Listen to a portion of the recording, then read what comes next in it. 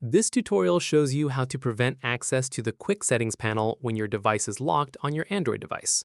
First, open the Settings application on your Android device. Next, scroll down and tap on Lock Screen. Following that, tap on Secure Lock Settings. Now, you may need to enter your PIN, password, or biometric verification to proceed. Enter your security credentials to continue. Moving forward, look for Notification Details or Lock Screen Notifications. Tap on it to access lock screen notification settings. Afterwards, scroll down and look for Quick Panel on Lock Screen or Quick Settings Toggle. You'll see Lock Network and Security. You'll see a toggle switch next to it. Toggle it off to disable Quick Settings access from your lock screen. This will prevent anyone from accessing Wi-Fi, Bluetooth, or other quick settings when your phone is locked. Now press the power button to lock your screen. Try swiping down from the top while on the lock screen. The Quick Settings panel should no longer be accessible. This adds an extra layer of security to your device. And that's it.